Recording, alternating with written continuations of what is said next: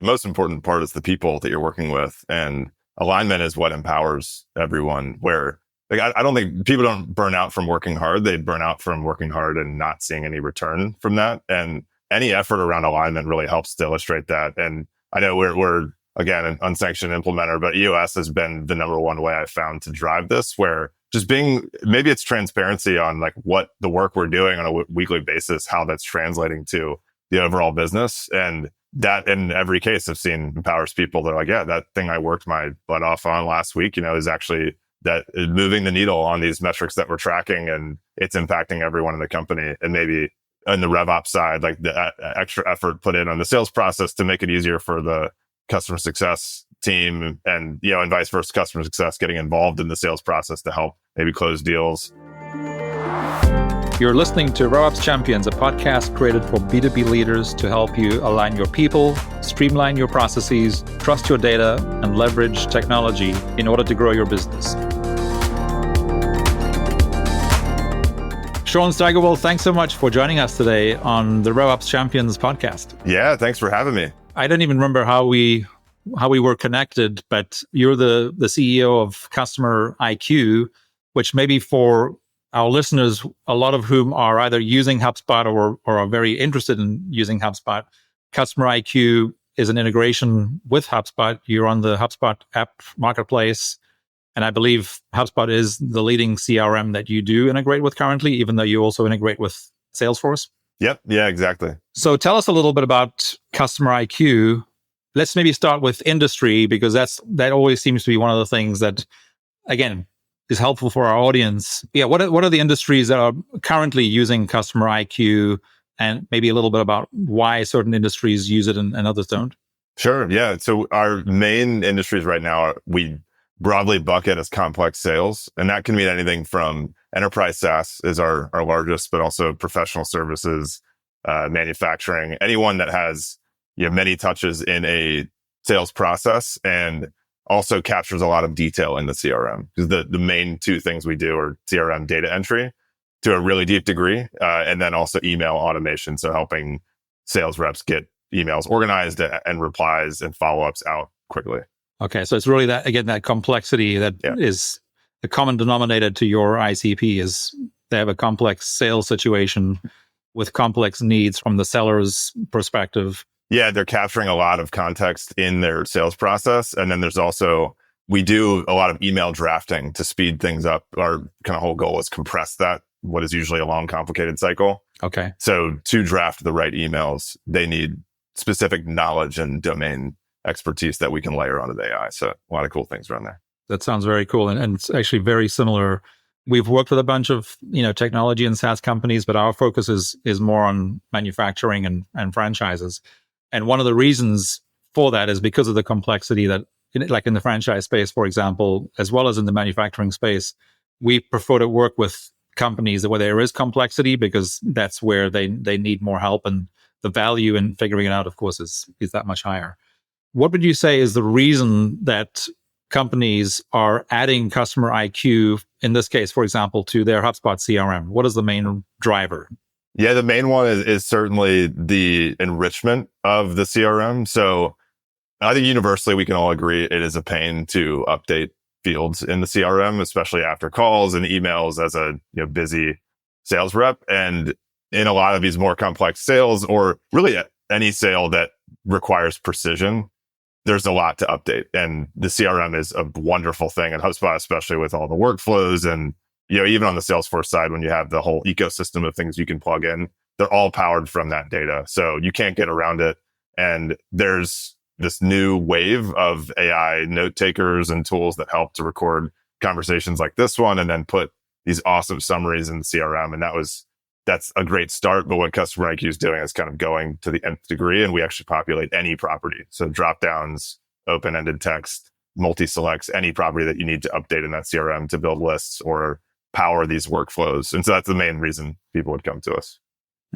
So essentially, are you saying that people could actually replace, Fathom, which is what we use, or the bunch of other, AI note takers? They could actually replace those with Customer IQ, but then get more than what the others do?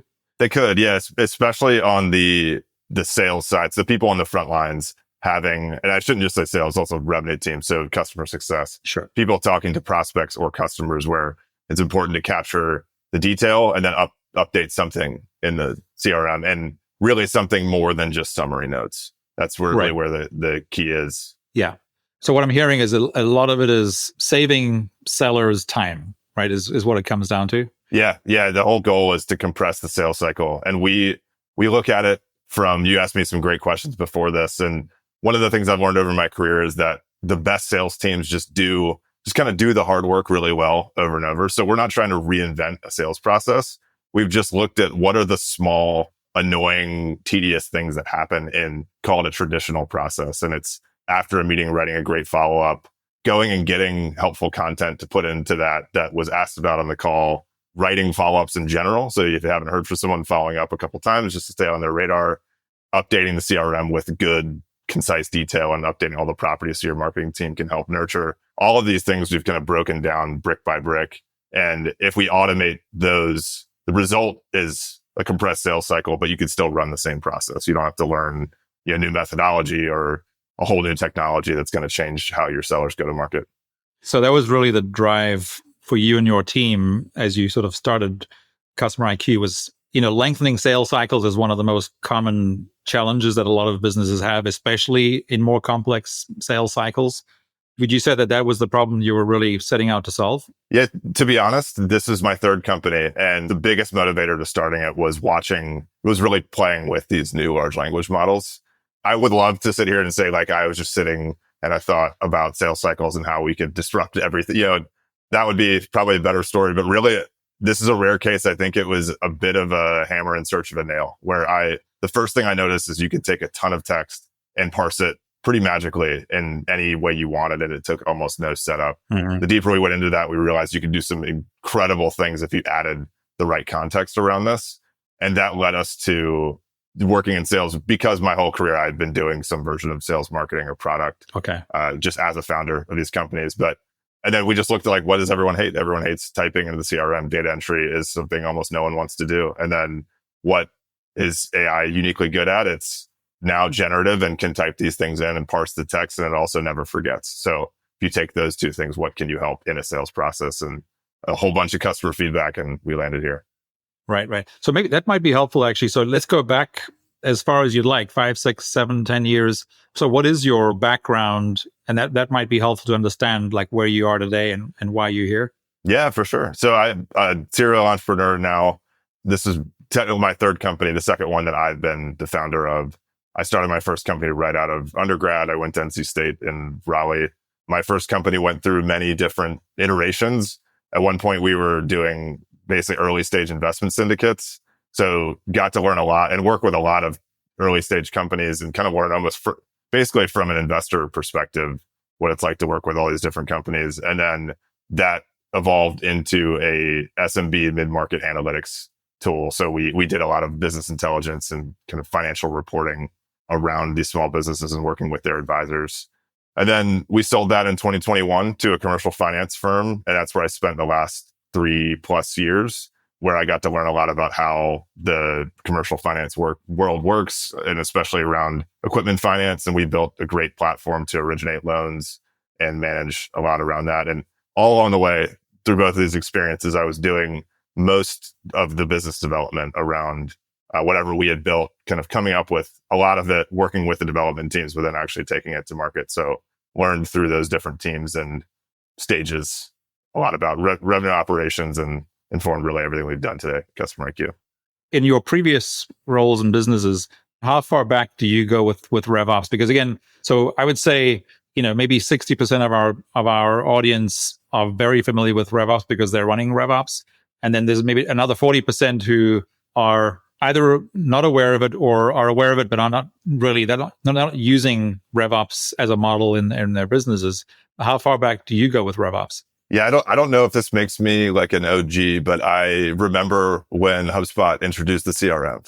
So I don't know. I actually don't know how long ago that was, but I was one of the first adopters immediately. They hooked me with the free CRM as a small startup, and ever since then, I've kind of obsessed over how we can use tools. And honestly, HubSpot has taught me most of what I know about inbound content marketing, and then through workflows and just figuring out how we could do things more efficiently. I think I learned, just went for the school of hard knocks on the RevOps side. I don't know that anybody has any sort of formal training in that, but I learned it mostly through that ecosystem. That was easily 10 years ago. Yeah, I mean, the first simple version of the HubSpot CRM was launched in 2014, but Man, okay, there you go. But it really, which is 11 years ago, which is crazy. But it was a few months after we became HubSpot partners is when they launched it. It's interesting you say that, because that's been very much our trajectories. Like, as when we first became a HubSpot partner, was very much focused on how do we enable marketers to be more successful so that they can help generate leads for sales and what have you.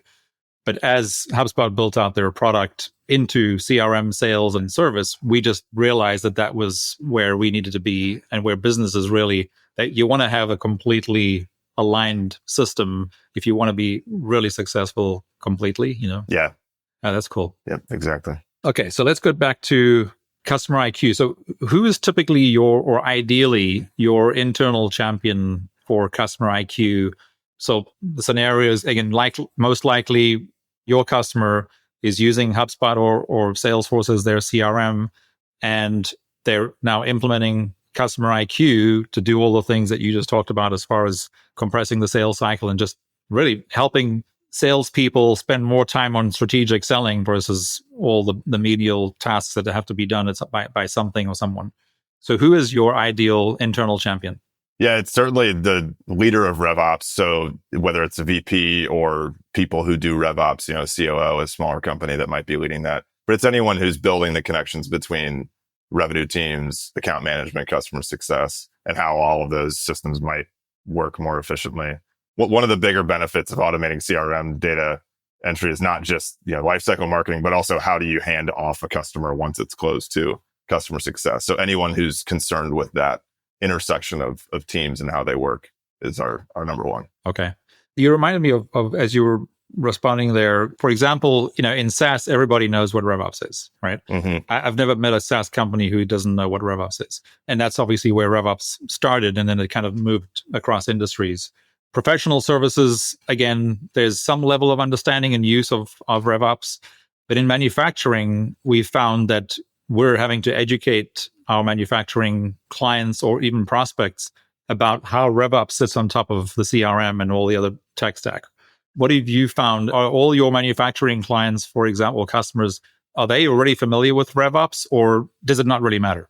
No, you're exactly right. I have to be careful with this. I know there's RevOps champions. I'm in the RevOps mindset, but sales operations often also in something maybe related to that, sales enablement. And then you're right, in manufacturing, it could even be something in accounting, where sometimes the people that feel the pains that we solve are in the, responding to quotes or requests for quotes. Mm-hmm. And, that's where all this data has to come together really quickly and get sent back out to the salespeople to send to the client. And oftentimes there's a high volume of that. So we do have to be careful about who we're looking for then. But luckily, if you kind of start from the pain of CRM data entry, there's a lot of people involved in that. So we can find our way. Yeah.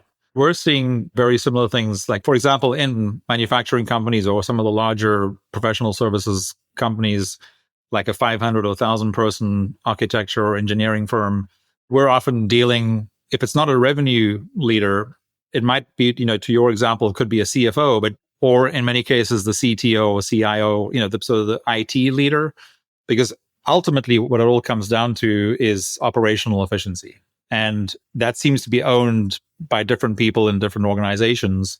In some cases, on the revenue side, it's the revenue leader who's responsible for operational efficiency within revenue. But then in other times, it's across the entire org. And of course, both work really well as long as the focus is on operational efficiency. Yeah, definitely. It could be a challenge. We often say we work with salespeople or people who do sales. And that's really when we're thinking about professional service, where especially smaller firms, these are just partners and managing directors. It's kind of whoever's leading the charge. And they have a unique challenge of they have to do sales for only 20% of their job. And then it's, fulfilling the service that they're selling for the rest of the time. So they have other tools and processes that they use in addition to us often, but as much as we can automate of that too is the value there. Yeah. So Sean, let's maybe switch gears quick. So one of the reasons we started this show was we've seen across industries some businesses or teams perform, way outperform others who from the outside look like they have all the same things. They have the same headcount, they have access to the same capital, they have access to the same talent, they have access to the same operating systems, CRMs, whatever. But still some completely outperform the rest. In your experience, and go back as far as you like, what differentiates teams that have the ability to scale better than others? Most of my companies have been smaller and have experienced some great growth, and also plenty of times where we've failed a lot. So I've learned from that. And then I've also, in some of these companies, gotten to work with many others. So when we were on the investment side, we got to watch a lot of companies scale to a very large degree. I would say every business is different. The thing that I have taken away from all of these lessons is that I would say there's no silver bullets, but there are lead bullets. And the best teams just do the hard work over and over and over again. I think they often have the benefit of I come from startup land. So, product market fit is a big buzzword, where they found something that was a huge need and they're solving it really well. But then they don't have some crazy hack to drive just tremendous traffic at the top of the funnel, and then all of these AI agents, they need to move it down through the funnel. It's really just that they're taking like the blocking and tackling that has worked for 20, 30 years, and they're just executing on it, and focus, I think, is the other side. But I'm just always surprised. I ask friends that run or work at some of the fastest growing companies I know what they're doing from a go-to-market. And it's cold calls, it's cold emails. It's these things that are declared dead every 2 weeks. But the best companies just ignore it. They focus and they keep executing. Yeah. So it's kind of like a lot of successful entrepreneurs would say that, because we've all heard, strategy is king and culture is king and whatever. So what you're saying is that execution is king? Yeah, definitely. I mean, I think strategy is important. Having a system, really important. And I know we'll talk about that. But it's also really easy to hide behind that work. And the teams I've seen that struggle are way over indexing on strategy, operations. You almost always have a growth problem, like a revenue problem. Your revenue solves everything. So when you're not experiencing that, it's really easy to fall into, well, we need a better system, we need better tooling. And often it's just, you need better execution. Okay, so let's just say, so a company is doing that, they're executing, but eventually they hit a ceiling.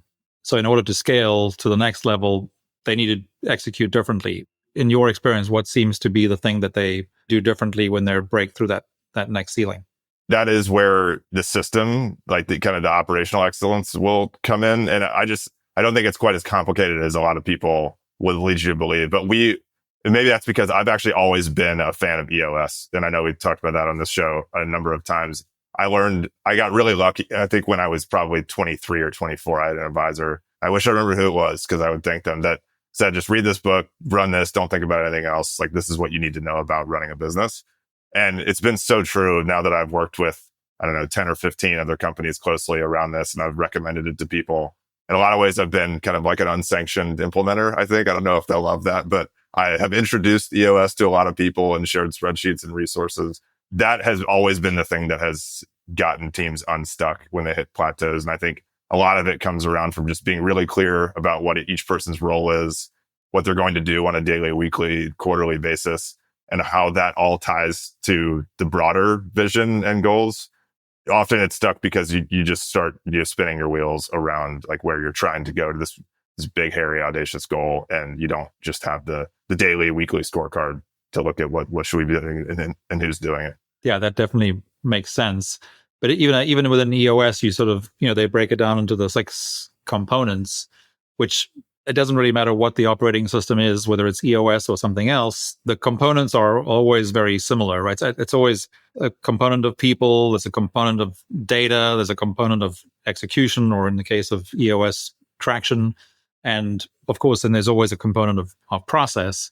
So you're saying that to break through that next ceiling, because EOS has the 6 components, that if you focus on each of them and keep them balanced and keep moving them forward, that will essentially drive your growth? Yeah, I think so. And again, I've always been in smaller companies, so I can't speak to very large organizations and how this might happen. But in my experience, whenever we would hit plateaus, it was always that we just needed to do more of what was working. And less of what was not. You're always running experiments and just being honest with what we thought might have been a golden goose or a silver bullet, didn't turn out, but we're still, the customers still love this thing that we do over here. And maybe our problem is we just haven't been loud enough about all of that success. And we need to just refocus on that. And I think the EOS model has helped me in the past to identify that, where just looking at the things that we're doing on a weekly basis, and is that actually changing what our quarterly objectives are? And if not, then maybe we're doing the wrong things. And it's just a great system to identify that before you're in a desperate place. Right. It sounds like you don't suffer from shiny object syndrome. Oh, I do. That's why I know so much about this. Okay. You could ask my current co-founder and CTO. He was probably getting a lot of these shiny object messages earlier today. So I'm making this sound really good, but yeah, I at least know when I'm going astray. It might take me a day or two to come back, but yeah, I'm as bad as anybody. Yeah, I mean, I think that is the struggle, especially for a lot of visionaries who typically are a founder or a co-founder. We have too many ideas, but we need to make sure that we have people who can make our ideas real, so that they can recur. Right. Right. And I tell you, it's as hard as ever today with AI, and not just the capabilities that change every day, which is a whole bucket of craziness that you can come up with all kinds of ideas, but also just watching how fast some companies are growing. And we're early stage, in comparison to the thief of joy, but it's hard to ignore just how amazing some of these companies are being built. So you're always kind of questioning, like, are we on the right path? Are we doing the right thing? And then a week goes by and Sam Altman tweets something new and everything changes. So yeah, it's a wild time. Yeah, no, it is. I think it's also very exciting. And I think if we maintain our excitement around it, we'll eventually get to where we're going. So when we talk about RevOps, we kind of break it into 4 areas, like the 4 pillars of RevOps. For us are people, process, data, and then technology. And it is in that order. It definitely starts with people and it ends with technology. We're talking about shiny object syndrome here. Unfortunately, we still see it all too often, and we're guilty of ourselves, where when you're trying to solve a problem, it's like, oh, there's a tech solution for that. And then you go and buy the tech solution, but you haven't actually thought through, well, what are the KPIs or metrics we're driving? And how does it impact our processes, or have we even mapped our processes manually? Does that kind of gel with how you think as well, or how do you think about RevOps being successful, or do you have any other sort of a different matrix to think about it? Yeah, definitely. I am a huge proponent. I imagine most people are, but I have learned this lesson time and again of where we need to build the process, and it can be painful. We just need to make sure that it works before we automate anything. It even comes down, you think something as simple as like workflows in HubSpot. You can even burn a lot of time building that out before, and then you turn it on and it didn't actually do or deliver the thing that you wanted it to do. So I myself have spent more time building an automation than it would have taken me to just do the thing probably 100 times. Yeah. So making sure that we, like, spreadsheets is the best software ever created. So start there. You could probably do most things. You just solve it in a spreadsheet. And I like to see that we're kind of putting that into practice, doing the workflow manually. We're also learning what's valuable about that by doing it manually. And then if it continues to work, then we automate. Yeah, I think that's really solid advice. It seems somewhat ironic, coming from someone who sells the technology solution, but it's because that your technology will never be successful if your customers haven't thought through and made sure that the processes work and that they actually know what data that they're tracking, right? Right, exactly. It's interesting. We are in an interesting place where, because of where we sit, we help to basically parse conversations. We can also see broadly, like, we have a good understanding of what happens after the conversation. So after a meeting, what are the tasks that someone needs to go do? And we actually do run a pretty in-depth analysis on what those tasks are. And that is how we set our roadmap, more or less. It depends a lot on the vertical that we're working in, but the benefit of that is that we kind of have data to support that. Okay, this is a part of the process we should automate because people are doing it, each time, and they're doing it many times. So interesting place. And it's kind of fun as an entrepreneur, because we don't have all the answers, but we do have some pretty good data that we would never had in really any other type of business. Right. That is true.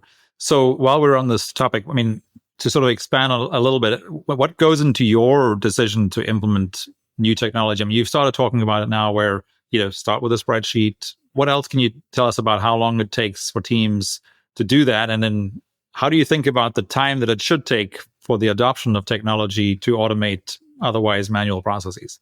I guess I try to prioritize just by what we are doing on a daily basis. This is what I tell our customers as well when we're going through an implementation. We've invested a lot. We can be and will be better, but we've invested a lot of time already in making it as simple as possible to implement. And then we try to stick to solving things that happen on a daily basis. My first company, we did a lot of high-level analytics, and there's a ton of value in that. And it's needed at a managerial perspective, but it's not done every day. It's done like monthly or quarterly. And just getting into my next thing, I wanted to make sure we were focused on workflow. It's, I think, more rewarding in a lot of ways, but it also checks the box on what we're talking about here. On like, is this useful? Is it something people should automate? Do they do it every day? If so, then yes. And then we know we can compress the overall time if we help them save a couple minutes, couple hours on a daily basis. So we always just recommend doing that, just looking at what you're already doing and then working to improve that, not trying to like reinvent a process or system because a new tool has a way of doing it. I know that's maybe a hot take. There's a lot of great tools. We use a few of them that are really opinionated, and they kind of come with this new framework and methodology on how to use it. Do you think it can just be a little dangerous because then you're learning two things at once, a new system and a new technology? Yeah. And you know your business better than they do or anyone else does. Yeah. If it's working, don't change it. Yeah. Yeah. And I really like the way you talked about workflow there as a manual concept, because in the work that you do and the work that we do every day, workflows have become synonymous with a technology automation solution, right? Or what did I say, an automation solution. But I like the way you're talking about it. Really, you have to be able to understand the workflow manually, whether it's on a spreadsheet or a whiteboard or whatever, before you start to automate. It's just interesting how, workflows are now really more synonymous with an automation than an actual workflow. Yeah, it's funny. I think because we've never before been able to automate so many things so easily, it's really difficult for anybody to identify what are the tedious things on a daily basis. Once you see it automated, it's easy to look back and be like, oh yeah, that's really helpful. But it's amazing, even just talking to users, how you have them walk them through your day. And it's even difficult for anybody to identify that, like, yeah, I do open that spreadsheet and it takes a long time to load and it takes me 5 minutes to go get that number, but it's just what I do every morning. Yeah, it's a fun place to learn. Yeah. We've talked a lot on this show about data and technology being either assets or liabilities. And I think this is essentially what you're alluding to, is if you don't think about it the right way, then they can very quickly become liabilities because you've made the investment for the wrong reason, or you haven't stuck to essentially the framework that you're describing, which is understand what the manual workflow looks like and how it should look like for you to be successful before you start automating anything. And of course, but then the data component also is let's talk about the data component. When you're working with a new customer, how often do you need to really ensure that they're actually tracking the right data?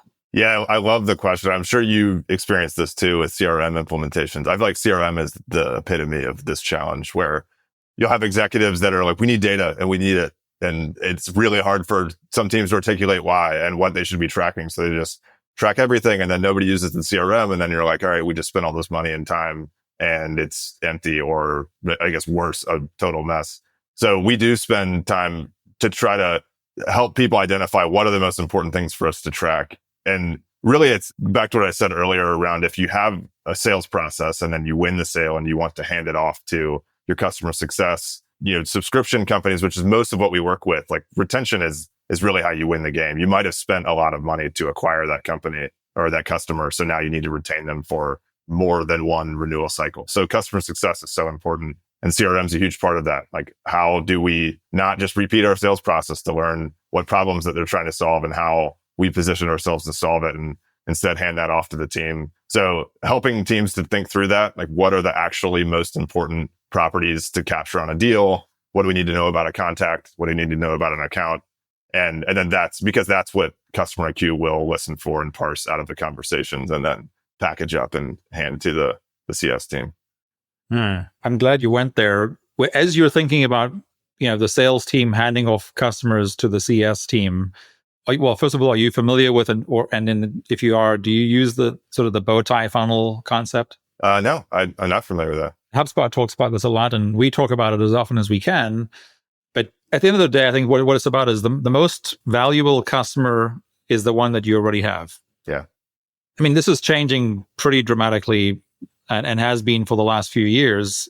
Yeah, probably since COVID, it was another accelerator for that. But before, too many businesses were still focused on just net new sales, but not realizing that those customers were actually the best, evangelists for their product. And again, if CS is able to do the best possible job and they can then hand this back to marketing, and then of course grow existing customers versus just focusing on selling to new ones. The bow tie funnel is essentially you take the old, the original sales funnel, you turn it on its side. The sales funnel, of course, starts with marketing and then, or outbound, whatever, but you get a customer. That customer becomes the center of the bow tie when you flip it around. But then the real value is how you keep that customer and grow that customer over time. So essentially saying that the value of that customer is far bigger than what it was if you're just focusing on the sales funnel. Yeah, I love it. Thank you. I needed to learn that. We'll use that because that certainly aligns with what we've seen. And it's what we do at Customer IQ too. 2/3 of our customers expand in the first 90 days. So it's really important for us to nail it with the first team. But then also once that happens, we almost always start with sales, then they move to customer success. And sometimes it's vice versa. But we see it live every day. Yeah. And we see it, just using the 3 industries or verticals that you talked about, SaaS, professional services, and manufacturing, all of them could most likely do a better job on growing existing customers. And it's a much better investment too, because, investing in net new customers, of course, you have to do it, but the return on investing on existing customers is always higher. Yeah, absolutely. So it's not only something that you and I should do in our businesses, but right. but it's a big part of what we're also coaching our clients to do over time and ensuring that they're doing it if they do it right. Which of course comes back to the importance of the alignment within RevOps, aligning marketing, sales, and customer service, and then so that it becomes a flywheel. And it's really hard to do when you don't have that alignment across those 3 teams within the revenue team. Yeah, exactly. And I think it's why RevOps is so important, because from a sales perspective, you've got your quotas and you have a tremendous amount of activity that you have to manage. It's not even in your job description to think that far. And I don't know that it should be. And then on the customer success side, you're kind of left holding the bag if it doesn't go so well. So yeah, it's so important to have the RevOps teams connecting these dots, making the systems work. And then now, moving that data through. I mean, makes sense. Yeah. Sean, another question is, so a big word that we do talk a lot about, but we should talk about more. Like if you're working with it every day, you kind of, what it's like. You just kind of think, well, everybody knows the importance of alignment is the word, right?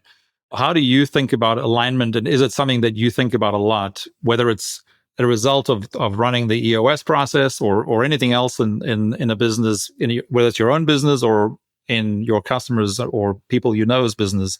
How important is alignment, and how do you think it impacts scalability and growth?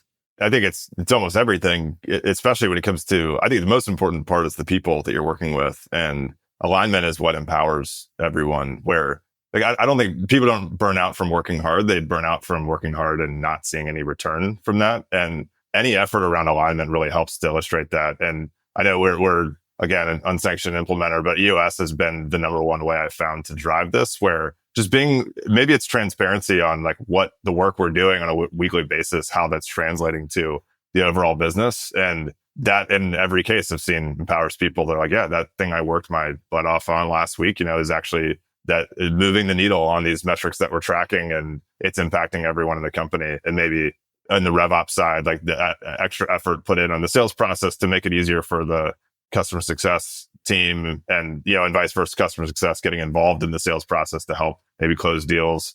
That is a challenge I don't have a clear solution for, because I think those 2 teams, it's always around incentives, how you design incentives to really align them. And that I'm sure you do a whole show with people much smarter than me on that. Yeah. I'm sure it's something we've always searched for, but a fun problem to solve.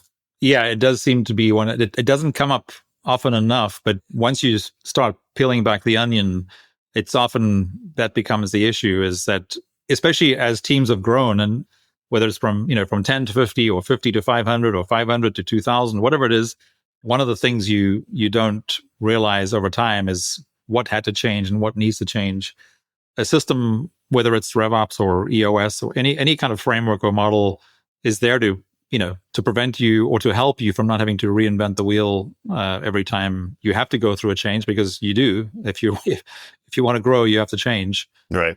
Yeah. And giving a purposeful platform to bring those issues up. Like that, I always think about the L10, and the vast majority of your weekly meeting is spent on just discussing issues. And so it's just giving yourself your team at any level the platform to say, hey, like we have a churn issue, and I don't think it's a service one. It's product or marketing. These are bad fit customers. It could be any number of things, and alignment is somewhere in there and solving that problem. But yeah, just the first step is you got to get the issues on the table. Yeah.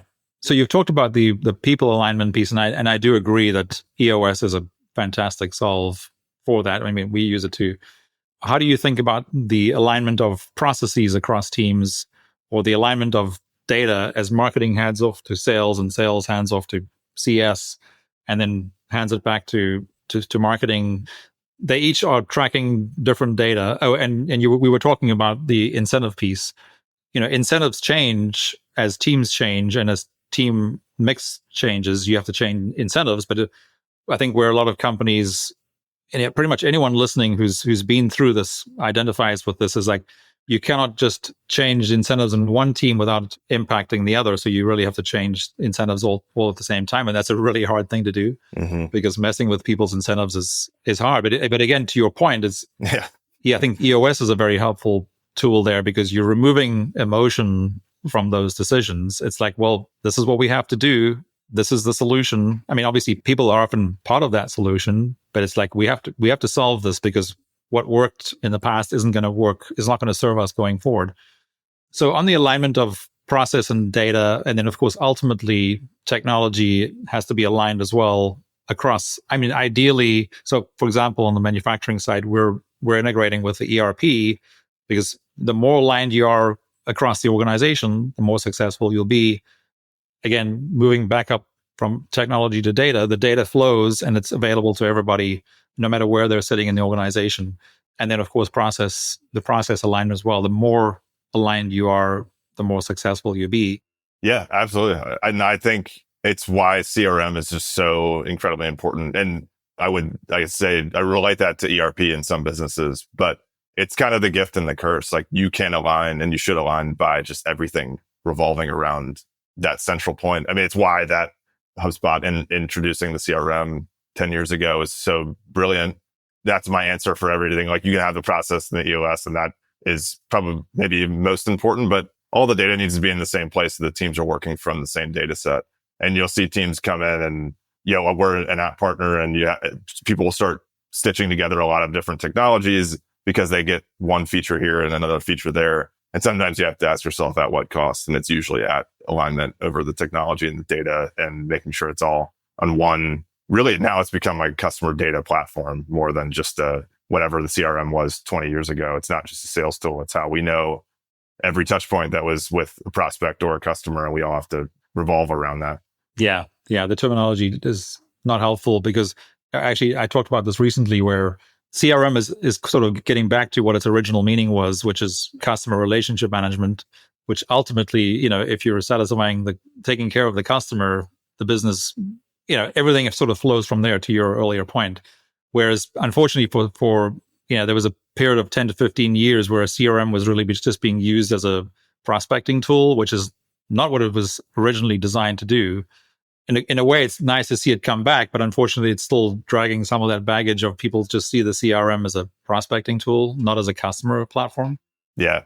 And I'm really fascinated by this. I think the dawn of AI has introduced this idea that we could reimagine the CRM. And I try to track that as closely as I can, because I think it's a cool idea.